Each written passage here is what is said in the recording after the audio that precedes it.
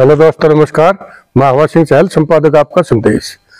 दोस्तों, रहबर आजम सर छोटू राम की जयंती बड़ी धूमधाम से कई जगह मनाई गई है और कई दोस्तों के फोन भी आए कि इस पर आपने बड़े अच्छे लेख लिखे, लेकिन आज जन्म दिवस पर विशेष कुछ बताएं। तो मैं आपको बताऊं कि रहबर आजम सर छोटू राम जी हालांकि किसानों के नेता कहे गए, लेकिन वो अकेले किसानों नेता नहीं थे और किसान भी सिर्फ जाट कम्युनिटी को ही किसान मान लिया गया, जबकि इसमें सभी जातियों के जो भी जमींदारी प्रथा थी, जो भी किसान काश्तकार थे, वो सारे इसमें आते हैं। मजदूर भी उनके साथ जुड़े हुए थे, दस्तकार भी उनके साथ जुड़े हुए थे। यानी खेती और छोटे दुकानदार के व्यवसाय भी, जो कुछ भी था, वो उनकी एक भाषा शैली के अनुरूप दूसरी तरफ बदल दिया गया, लेकिन असलियत में वो रहबर आजम थे। तो उनके बारे में जितना कुछ भी बताया जाए उतना मैं कहूँगा कि वो थोड़ा है। तो हालांकि संविधान निर्माता डॉक्टर B.R. अम्बेडकर है, इसमें कोई शक नहीं है, लेकिन किसानों का जो असली कॉन्स्टिट्यूशन, असली जो सिद्धांत और असली जो संविधान लिखा गया, वो रहबर आजम सर छोटू राम ने लिखा था और उसी के अनुरूप वो सारी बातें चलती रही। तो इस बारे में जो किसान के संविधान निर्माता हुए हैं, कमेरों के लड़ाके भी थे और जो भी कमा के खानिया था, उस सब की लड़ाई उन्होंने लड़ी। ऐसे थे दीनबंधु चौधरी सर छोटू राम। इनके बारे में मैं कुछ बातें आपको बताऊंगा। हालांकि किसी को वो बातें चुभ सकती हैं, लेकिन वो उस टाइम के हिसाब से है कि उन्होंने कहा था कि वो गोरे बनियों यानी कि बड़े व्यापारियों को वो कहा करते थे। और उस टाइम में इसमें कोई दौरा नहीं है कि सबसे बड़ा किसान और मजदूर का जो शोषण था वो एक व्यापारी तबका करता था। आजकल फर्क है, पढ़े लिखे हो गए, सारी चीज होगी, लेकिन अब भी शोषण तो होता है, क्योंकि किसान को पूरे दाम अब भी नहीं मिल रहे। लेकिन उस टाइम के हालात देखें तो उनकी पूरी की पूरी कमाई वो गोरे अंग्रेजों की बजाय काले अंग्रेज, वो कहते थे बड़े व्यापारियों को, बड़े पूंजीपतियों को, उनके वहां जाती थी। तो इसके बारे में उन्होंने जो कुछ कहा मैं वो बताता हूँ आपको कि व्यापारियों का शासन बदलकर काले बनियों का शासन नहीं चाहते थे, ऐसा सर छोटू राम का मानना था। और वो चाहते थे कि भारत में किसान मजदूर का राज हो। ये बार बार कई पार्टियां बनती गई, बिगड़ती गई, लेकिन सरकार में असलियत हालांकि बदली है कई बार सरकारें, लेकिन पूरी तरह से बड़े व्यापारियों का, पूंजीपतियों का दबदबा उससे नहीं हट पाया। तो इसी सिलसिले में मैं आज आपको ये बात बताऊंगा और उसी के बारे में मैं जो कुछ बताऊंगा आपको वो सुनने वाली बात है। ये 8 जनवरी 1945 की शाम थी और आज़ादी से पहले के पंजाब प्रांत की राजधानी लाहौर में सूबे की सरकार के सबसे वरिष्ठ मंत्री देर रात तक कुछ फाइलों पर हस्ताक्षर करते रहे। यानी जिस दिन सर छोटू राम जी ने चौड़ा छोड़ा था वो वीरगति को प्राप्त हुए थे, यानी कि उनकी मृत्यु हुई थी किसानों की लड़ाई लड़ते लड़ते। तो उनके जो पहले वाली दिन की बात थी 8 जनवरी 1945 की, उसकी मैं कुछ बात बताऊंगा। उस टाइम पर यह संयुक्त पंजाब था और पाकिस्तान भी भारत का हिस्सा था। तो वो लाहौर उसकी राजधानी हुआ करती थी। तो वो उस टाइम मंत्री थे और सबसे उसमें सीनियर मिनिस्टर हुआ करते। तो सबसे वरिष्ठ मंत्री देर रात तक कुछ फाइलों पर हस्ताक्षर करते रहे। फाइल थी भाखड़ा नंगल बांध परियोजना से जुड़े तमाम मामलों को अंतिम स्वीकृति देने की और मंत्री का नाम था रहबर आजम दीनबंधु चौधरी सर छोटू राम। तो ये मैं आपको पूरी सुनाता हूँ। यही सर छोटू राम अगले दिन यानी 9 जनवरी 1945 को अंतिम सांस लेते हैं। कई कुछ ऐसे मामले हुए हैं, बाद में भी कुछ ऐसी घटनाएं हुई हैं, लेकिन ये सर छोटू राम जी जो अपनी कलम से कर गए वो बिरलाई है। ऐसे नेता बहुत कम गिनती के होते हैं। उस टाइम में जब देश आजाद नहीं था तब भी वो ऐसे ऐसे कानून बना के गए, तो इसलिए हम उनको याद करते हैं। यानी 9 जनवरी 45 को अंतिम सांस लेकर और अपने जीवन के अंतिम दिन भी किसानों की ऐसी सौगात देकर जाते हैं जिससे आज पूरे पंजाब, हरियाणा और उत्तरी राजस्थान की फसलें लहराती हैं। यानी जहां जहां भाखड़ा डैम का पानी जाता है किसानों को बम्पर पैदावार देती है और इसी के बल पर सूखे भारत के गोदाम भरे पड़े हैं। यानी जहां जहां भाखड़ा का पानी लगता है उसी वजह से वो ट्यूबवेल कामयाब है। और वो वही एरिया मैदानी इलाका जहाँ भाखड़ा का पानी आता है बहुत ही वो वहां पर भरपूर पैदावार का इलाका है। किसानों के हित में जितने कानून, नीतियां और योजनाएं उन्होंने बनाई, उसके लिए उनको अगर किसानों का संविधान निर्माता भी कहा जाए तो कोई गलती नहीं होगी। वैश्विक स्तर पर शोषित और शोषक की लड़ाई को बड़े बड़े विद्वान वर्ग संघर्ष के भारी शब्दों में समझते हैं, उसको आम किसान मजदूर को कमोरा और लटेरा की लड़ाई जैसे शब्दों से बेहद आसानी से समझाने वाले, कमाऊ और खाऊ के बीच की रेखा को खींचने वाले, राजनीतिक आजादी से पहले आर्थिक सामाजिक आजादी के पक्षधर चौधरी सर छोटू राम उम्र भर कमेरों के लिए लड़ते रहे। उनकी लड़ाई निजी जीवन से भी कम नहीं थी। उनका जन्म तत्कालिक उस टाइम के पंजाब प्रांत के रोहतक अब हरियाणा का झज्जर जिले के गड्डी सापला गांव में 24 नवंबर 1881 को एक 10 बीघा जमीन पर खेती करने वाले और साहूकारों के कर्ज में डूबे सुखीराम मोल्याण के यहाँ हुआ था। नाम रखा गया राम रिछपाल, लेकिन घर में सबसे छोटे होने के चलते सब छोटू नाम से बुलाते थे। स्कूल गए तो छोटू राम नाम लिख दिया गया। प्रारंभिक शिक्षा यानी मिडिल तक झज्जर से पूरी की, पूरे रोहतक जिले में अव्वल रहे, लेकिन साहूकारों के बेहिसाब सूदखोरी के चलते परिवार कर्ज में डूबा था। बड़ी मुश्किल से फिर से कर्ज लेकर अपने चाचा राजेराम की मदद से दिल्ली के क्रिश्चियन मिशन स्कूल में प्रवेश लिया। यहाँ पर प्रिंसिपल ने उनकी प्रतिभा को देखते हुए न सिर्फ फीस से माफी दे दी बल्कि 6 रुपए महीना वजीफा भी तय किया। इसके सहारे इंटरमीडिएट तक की पढ़ाई पूरी की, लेकिन फिर संकट सामने दिख रहा था। ऐसे में सारा बने हिसार में जल में और पश्चिम बंगाल में व्यवसायरत सेठ छाजूराम उन्हें आगे शिक्षा के लिए आर्थिक सहायता दी। यानी सर छाजूराम जो अलखपुरा गांव के हैं, जो आजकल भिवानी में बुआनीखेड़ा तहसील में गांव पड़ता है, वो एक बहुत बड़े व्यापारी उन दोनों कलकत्ता में हुआ करते थे और पटसन वगैरह का उनका बहुत बड़ा कारोबार था। तो वो आगे चलकर सेठ छाजूराम दानी वीर के नाम से मशहूर हुए। तो ऐसे में सारा बने वो उन्होंने इनको आर्थिक सहायता दी। 1905 दिल्ली के सेंट स्टीफेंस कॉलेज से अपनी बीए तक की डिग्री की शिक्षा पूरी की और तुरंत बाद काला कांकर सियासत के राजा रामपाल सिंह के यहाँ नौकरी करने लगे। साथ ही अंग्रेजी अखबार हिंदुस्तान का संपादन करने लगे।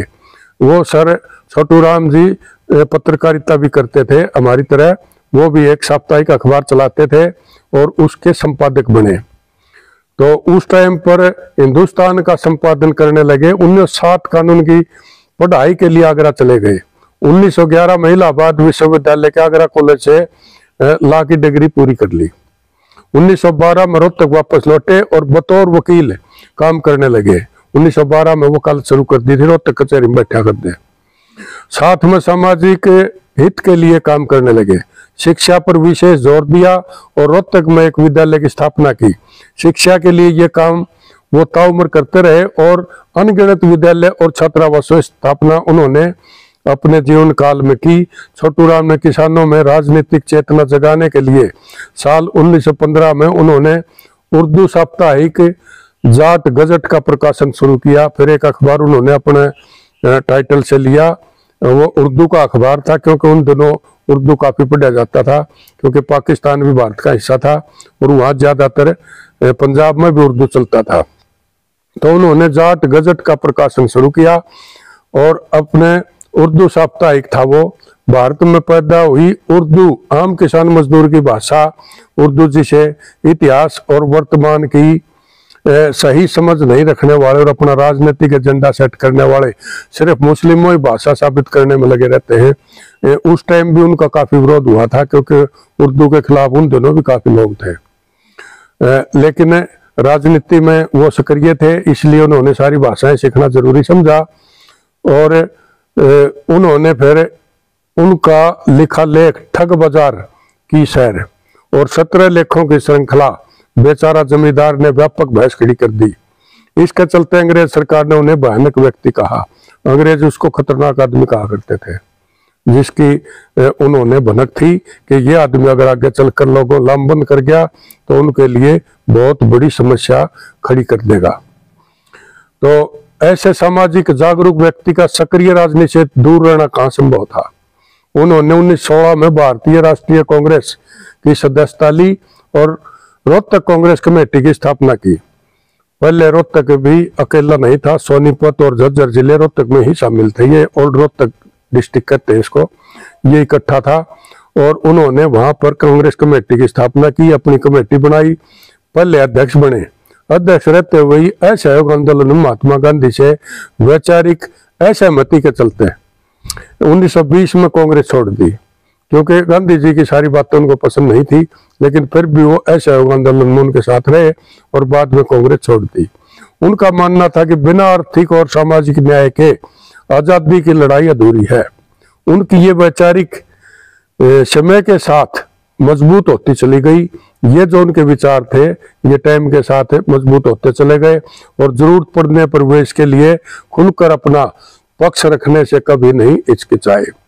जब भारतीय समाज में व्याप्त भेदभाव का अध्ययन करने 1927 में साइमन कमीशन भारत आया तो पूरी कांग्रेस ने उसका विरोध किया, लेकिन बाबा साहेब भीमराव अंबेडकर के साथ साथ चौधरी छोटूराम कमीशन के पक्ष में खड़े हो गए। साइमन कमीशन का लाहौर रेलवे स्टेशन पर स्वागत करने गए। कांग्रेस के स्वतंत्रता संग्राम से असहमति पर 1929 में एक पत्रकार के सवाल पर वे इन शब्दों में स्पष्ट करते हैं, हम गोरे बनियों यानी व्यापारियों का शासन बदलकर काले बनियों का शासन नहीं चाहते। हम चाहते हैं कि भारतवर्ष में किसान मजदूर का राज हो। उन्होंने अंग्रेजों से मिले, साइमन कमीशन का स्वागत किया, उनसे बात करी और फिर उन्होंने ये बात स्पष्ट कर दी कि हालांकि हम आपका स्वागत करते हैं, लेकिन हम आपके विचारों से सहमत नहीं हैं, क्योंकि यहाँ काले अंग्रेजों राज भी नहीं चाहेंगे। तो उसके बाद इनकी राजनीतिक यात्रा शुरू होती है। चौधरी छोटूराम ने 1923 में पंजाब के प्रसिद्ध मुस्लिम नेता सर फजले हुसैन के साथ मिलकर किसानों का एक मजबूत संगठन बनाया, जिसे यूनियनिस्ट पार्टी यानी जमींदार लीग नाम दिया गया। इस पार्टी ने ग्रामीणों को धर्म के आधार पर नहीं बल्कि उनके आर्थिक आधार पर एकजुट करने का काम किया। यह पार्टी हिंदू मुस्लिम एकता की प्रबल समर्थक थी। पार्टी के गठन के अवसर पर छोटूराम ने कहा कि आज से कोई भी किसान, चाहे वह दलित हो या स्वर्ण, अगर वह जमींदार पार्टी से जुड़ा है तो जमींदार कहलाएगा। वह जमींदारा पार्टी का सच्चा सिपाही और जमींदार होगा। पंजाब एक मुस्लिम बहुल प्रांत था। शहरी हिंदुओं का व्यापार, वाणिज्य और लोक सेवा में दबदबा था। पेशेवर साहूकार भी बहुसंख्यक हिंदू थे। 1923 में पंजाब विधान परिषद चुनाव में छोटूराम विजयी हुए। यूनियनिस्ट पार्टी बहुमत प्राप्त पार्टी के रूप में उभरी। सितंबर 1924 में छोटूराम जब कृषि मंत्री बने तो पंजाब के गैर कृषि हिंदू और मुस्लिम, विशेष रूप से व्यापारी और साहूकार नाराज हो गए और उन्होंने इसका विरोध किया। ऐसा इसलिए हुआ क्योंकि छोटूराम किसानों के पुरजोर समर्थक थे। चौधरी छोटूराम ने कृषि मंत्री के रूप में किसानों के अधिकारों के लिए लड़ाई लड़ी, इसलिए शहरी तबका उनका दुश्मन बन गया। छोटूराम ने ग्रामीण इलाकों और ग्रामीणों के विकास के लिए कई कदम उठाए। परिषद के तीसरे चुनाव में छोटूराम ने फिर जीत दर्ज की, लेकिन शहरी हिंदुओं के विरोध के कारण उन्हें मंत्रिमंडल में शामिल नहीं किया गया। 1927 में छोटूराम को पंजाब विधान परिषद में यूनियनिस्ट पार्टी का नेता चुना गया। वे इस पद पर 1936 तक रहे। 1937 के यूनाइटेड पंजाब प्रोविंशियल असेंबली चुनाव में यूनियनिस्ट पार्टी ने 175 सीटों में से 95 सीटों में जीत दर्ज कर बहुमत हासिल किया। तब लाहौर अविभाजित पंजाब प्रांत की राजधानी हुआ करता था। 1 अप्रैल 1937 को पंजाब में यूनियनिस्ट पार्टी के मंत्रिमंडल ने शपथ ली। छोटूराम विकास मंत्री बने और ये विभाग उनके पास 1941 तक रहा। बाद में छोटूराम को रेवेन्यू मिनिस्टर बनाया गया और वे इस पद पर अपनी मृत्यु यानी 9 जनवरी 1945 तक रहे। तो सुनहरे कानूनों का जो चरण था वो अब सुनिए। यूनाइटेड पंजाब में चौधरी छोटूराम ने किसानों के हितों को सर्वोपरि महत्व दिया। वे कहा करते थे कि वे पक्का खेतीहर हैं और उनके हक के लिए वो लड़ाई लड़ना चाहते थे और उसको सर्वोपरि कर्तव्य समझते थे।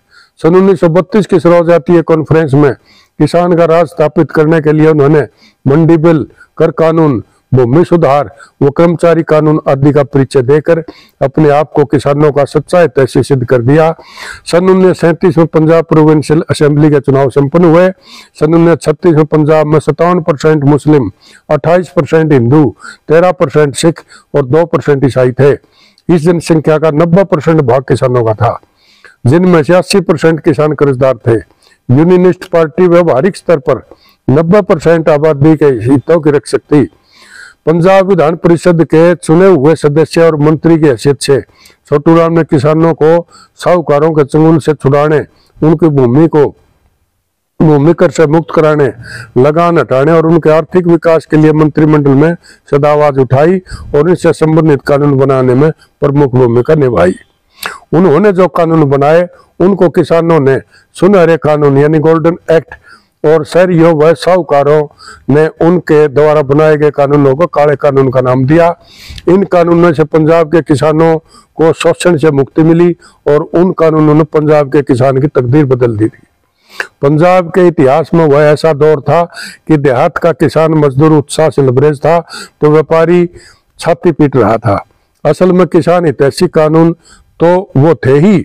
इन सुनहरे कानूनों में एक मंडी एक्ट भी था, जिसने उस समय गैर कृषक व्यापारी वर्ग को यूनियनिस्ट पार्टी व यूनियनिस्ट नेताओं के विरुद्ध लामबंद होने पर मजबूर कर दिया था। साल 1938 में जब यूनियनिस्ट मंत्रिमंडल ने पंजाब विधान परिषद में किसान मजदूर हितैषी कानूनों के बिल पास करवाए तो व्यापारियों, साहूकारों एवं सांप्रदायिक ताकतों ने खूब विरोध किया। इनमें से कुछ महत्वपूर्ण कानून इस प्रकार थे: कर्जा माफी अधिनियम, the Punjab relief of indebtedness act 1935 and the Punjab relief of indebtedness amendment act 1940। यह अधिनियम 8 अप्रैल 1935 को पारित किया गया। इस अधिनियम के तहत अगर कोई किसान अपने कर्जे की दोगुनी राशि चुका देता है तो वह कर्ज मुक्त माना जाता है।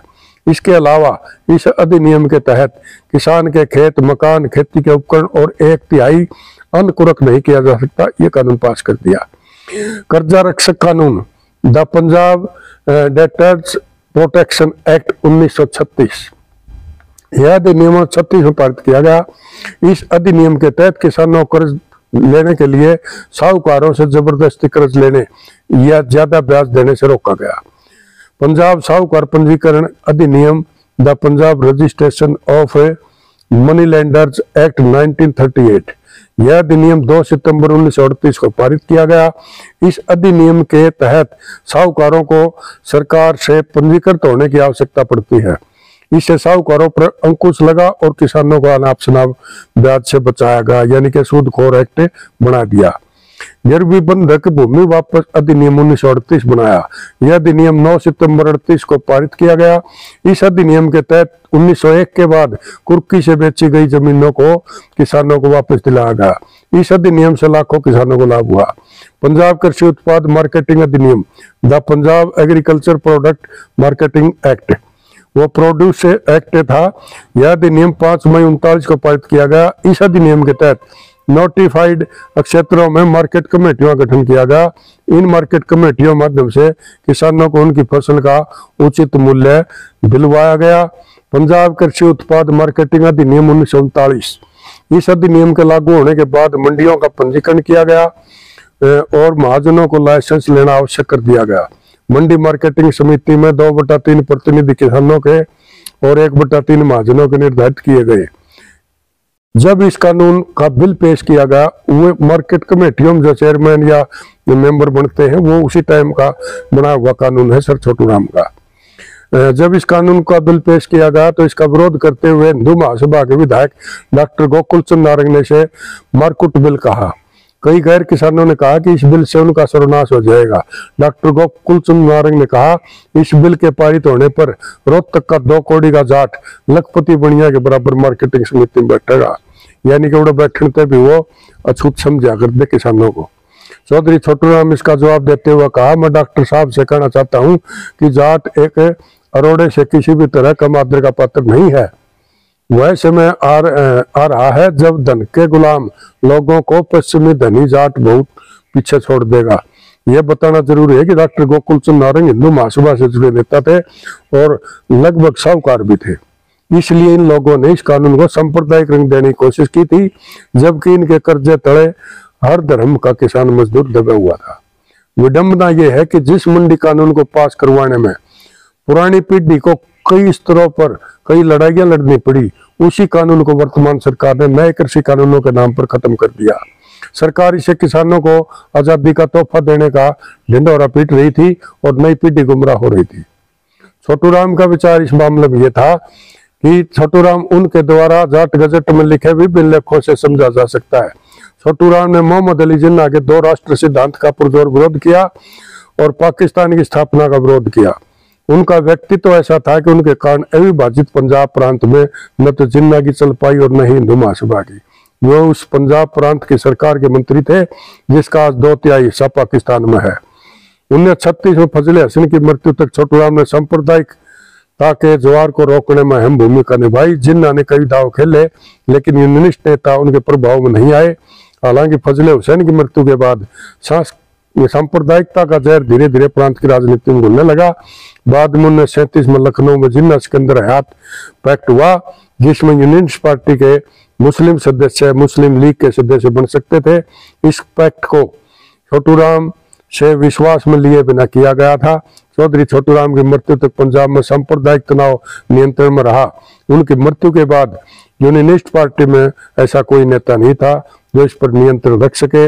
आज हिंदू मुसलमान के नाम पर जो उन्माद फैलाया जा रहा है, इसी तरह का माहौल उस समय मुस्लिम लीग व हिंदू महासभा वाले बना रहे थे। तब चौधरी छोटू राम ने कहा था, इस देश के हिंदुओं मुसलमानों को इस बात की गांठ बांध लेनी चाहिए कि न तो करोड़ों मुसलमानों को यहाँ से भगाया जा सकता है और न करोड़ों हिंदुओं मुसलमानों को साथ में जीना व साथ में मरना है। बड़ी दुखद बात यह रही कि 9 जनवरी 45 को रहबरे आजम का इंतकाल हो गया। जीते जी धार्मिक उन्मादियों को संयुक्त पंजाब में घुसने तक नहीं दिया। दीनबंधु की मौत के बाद संयुक्त पंजाब का बंटवारा धार्मिक उन्मादियों ने करवा दिया। लोकसभा में छोटू राम के लिए कहावत प्रचलित है कि भारत माँ का कट के हिस्सा न्यारा ना होता, जिंदा होता छोटू राम तो बंटवारा ना होता। वे किसान की लूट का बड़ा कारण तथा कथित धर्म को मानते थे और समझते थे कि जब तक किसान धर्म आडंबरियों की पकड़ से नहीं छूट जाता तब तक उसे ठगे जाने से नहीं बचाया जा सकता। वे धर्म के नाम पर किए जाने वाले मिथ्याचारों को क्लोरोफार्म की संज्ञा देते थे। वो कहते थे कि किसान तेरा ईश्वर ही रक्षक है। सरकार तो अभी तक समझती है कि तू कंगाली का वर्णन करता है तो मकरापन करता है।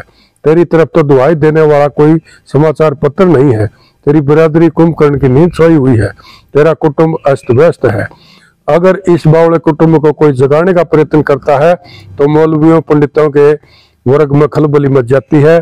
थोड़ा सा जागरूक होने के लक्षण कहीं दिखाई पड़े कि इन धर्मों के स्त्रुओं ने धर्म के नाम पर क्लोरोफार्म के फोए सुहाने आरंभ कर दिए, यानी बेहोश करने शुरू कर दिए। धर्म की राजनीति की तय में जाते हुए वो कहते थे कि शहरों गैर जमींदारों में यह बात फैशन में प्रवेश कर गई कि उचित अनुचित हर अवसर पर हर बात में धर्म की टांग अड़ा देते हैं।